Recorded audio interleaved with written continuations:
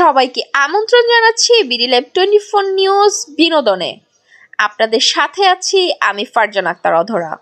মুজিব সিনেমায় তিশার অভিনয় নিয়ে মুখ খুললেন ফারুকী। শেখ মুজিবুর রহমানের জীবনী নিয়ে নির্মিত চলচ্চিত্র মুজিব একটি জাতির রূপকার 2023 সালে মুক্তি পায়। এ সিনেমায় অভিনয় করেছেন নুসরাত ইমরোজ তিশা।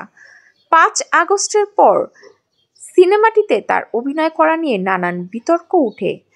অবশেষ বিষয়টি নিয়ে কথা বলেছেন অভিনেত্রীর স্বামী ও অন্তর্বর্তীকালীন সরকারের সাংস্কৃতিক বিষয়ক মন্ত্রণালয়ের উপদেষ্টা মোস্তফা সরয়ার ফারুকী। সোমবার 28 এপ্রিল সচিবালয়ে এক সংবাদ সম্মেলনে এক প্রশ্নের জবাবে বলেন, প্রত্যেকে তার প্রফেশনাল লাইফ নিয়ে স্বাধীন।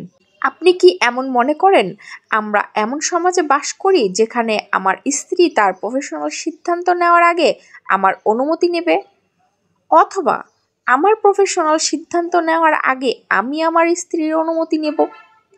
আমি এমন মনে করি না।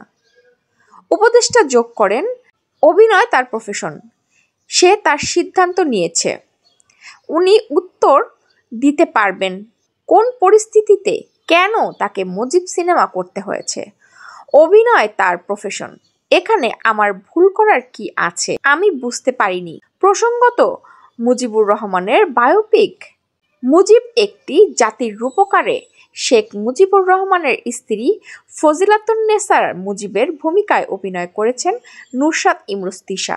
2023 সালে মুক্তিপ্রাপ্ত সিনেমাটি পরিচালনা করেছিলেন ভারতের প্রখ্যাতনামা পরিচালক শ্যাম বেনেগল।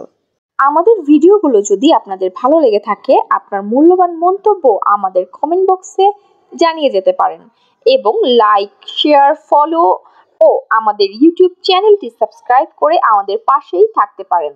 এতক্ষণ আমাদের সাথে থাকার জন্য ধন্যবাদ। আপনাদের সাথে ছিলাম আমি ফারজান আক্তার অধরা, BD live 24 news desk report.